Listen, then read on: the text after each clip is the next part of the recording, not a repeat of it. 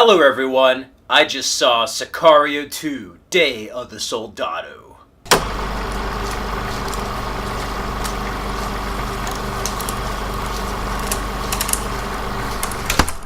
Sicario 2 is a sequel to the film Sicario, directed by Denis Villeneuve. He does not come back to direct this. Instead, we have director Stefano Sollima from Gomorrah direct the film. In addition, we have Benicio del Toro reprise his role of Alejandro, and Josh Brolin reprise his role as Matt Graver. And it is written by Taylor Sheridan. Now, Taylor Sheridan wrote the first Sicario and the film Hell or High Water. He's also the creator of the recent Paramount Network show Yellowstone. And yeah, this is a sequel to Sicario. It doesn't have Emily Blunt's character from the original film, but we have Josh Brolin and Benicio del Toro. They're great in this film, and it's pretty much about them involved with the cartel. We start off with people crossing the border and all these terroristic attacks happening across the border and within Kansas City. Eventually, we have Josh Brolin's character introduced and Benicio del Toro, and they must turn each of the cartels against one another. It's a covert operation. There can't be any signs of their presence there. And that's where the plot really thickens and the conflict begins. They end up coming across the daughter of one of the drug cartels, and pretty much they encounter corrupt police officers. They weren't supposed to go against police officers or the Mexican government, so they must cut all ties and kill any witness. And that's where we have a shift in interest between Benicio del Toro's character and Josh Brolin. He must protect this girl who's the daughter of one of his enemies. So it makes it for quite an interesting story. Now, Denis Villeneuve's presence is sorely missed in this sequel. He did not come back to direct this because he was working on Blade Runner 2049, but instead Stefano Sollima does a fantastic job. I'm a fan of his show Gomorrah. He makes it a dark tale. It still has that dark and gritty nature of the original Sicario film, and some of the same cinematography, not quite to the level of the first, but still it feels like it has the essence of the first film. Pros: the action is fantastic when it happens. The acting, Josh Brolin and Benicio del Toro are standouts here and better than ever.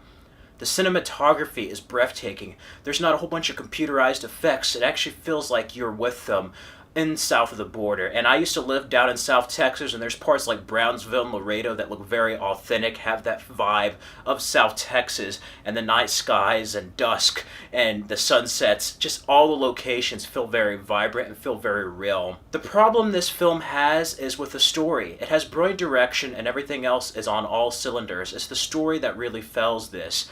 There's parts where the film feels like it's really slow. And I don't mean that in a boring way that it doesn't have action. There's some interesting scenes. It just feels like there's stuff that's really not needed, or it doesn't feel like it knows where it's going entirely. A lot of it is build up and build up and build up for a next installment, and that's ultimately the failure of this film. 80% of it is fantastic, almost perfect, and I would actually say up to the first film and better. It's the last 20% that really, really hurts this film. And I know they announced a Sicario trilogy, but I really wish they told a complete story with this one. You don't really get that payoff that you did in the original Sicario, especially with the character of Alejandro. There's this other subplot that kind of ties into the third act, but really just doesn't go anywhere. It feels like it's wasting time. But anytime you have Josh Brolin and Benicio del Toro on screen, they're great. The action scenes, the stuff of them going after the cartel is done amazingly. The part in Mexico City has a very kind of IMAX Dark Knight Christopher Nolan vibe. And yeah, I really like parts of this film, but I didn't love it as much as the first. So if you're a fan of the first film, you're going to enjoy this, but go in with caution.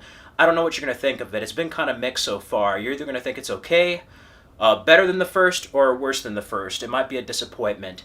And I heard that Emily Blunt might be returning in part 3, but I didn't mind them having Alejandro featured.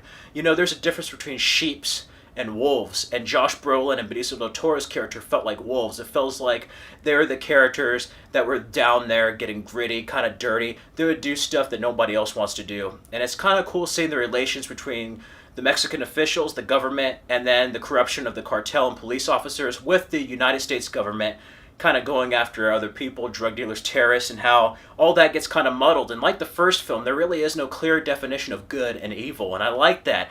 It's more like real life. It's more about like, hey, As long as your interests serve mine, we're friends. If not, then we're enemies. But it's not a clear good versus evil scenario. And it kind of goes in directions that you're not expecting it to go in, for better or worse. So if I had to give Sicario 2 a score, I would give it a 3 out of 5. Certain points of this film, it was almost a 4 out of 5, and there's some decisions they make. You just ask yourself, why did they do that? It almost put it down to a 2 or 1 out of 5 for me. But luckily, it's an okay film with a 3 out of 5. Speaking of titles, I don't mind the title, but I thought it would have been more badass if they just called it Soldado. Like Sicario, Hitman, Soldado, Soldier. They should have just did that. Can you imagine getting the box set? Sicario, Soldado, and maybe something else. I went from like so many titles between like Sicario 2, Sicario 2 Day of the Soldado, Sicario Day of the Soldado. So it's very interesting, and it's very interesting seeing Josh Brolin in yet another summer film this year. So yeah, I give it a 3 out of 5. That is just my brief review of Sicario 2. If you're a fan of the first film, go ahead and see this. I don't know how you're going to feel about it. So go in with an open mind and judge the film on its own. And on its own, it's okay. It's more conventional than the original film, but there's some stuff story-wise in the script, the writing, is what really holds this film back. Everything else, the directing, the editing, the sound design, the acting, is fantastic. Cinematography. But really, what comes down to a movie is story, and it's a bit weaker than the original. Anyways, if you have seen Sicario 2, let me know your thoughts down in the comments below. What did you think of the film? Which one do you like more? I personally like the first Sicario still the best. Like, comment, subscribe, follow me on the Stardust app, and have a great day. Spoilers! Spoilers, spoilers. If you have seen the movie, there's one scene I have to talk about. That stupid kid shooting Benicio del Toro in the head. I know it's an exit wound. It's a bit of a stretch, but I hated that. I don't know why they did that. It was unexpected, but I just wanted that kid to die. I hated that Godfather-esque ending. It's like, is Benicio del Toro, Alejandro, part of the cartel now? Did he take it over with everybody gone? I mean, what happened? Like, is his future still undecided? I hope he doesn't work for him. I was hoping for, like, a Mark Wahlberg Departed ending where, like, Alejandro just comes in there, shoots his family, and then shoots a kid. I hated that little punk. I just wish we saw him die, and maybe I would have given it a 5 out of 5. But anyway, feel free to let me know your thoughts about that, spoiler-wise. Put disclaimers for people who haven't seen it, but those are just my thoughts on that. I hated that character. I hated that kid. Hate what he did to Alejandro. It really had me going for a moment, but as crazy as it is, I'm glad he's alive. Just, that was crazy. I thought he was done for a minute. They should have just ended with the helicopters taking the little girl. And I think it would have been perfect.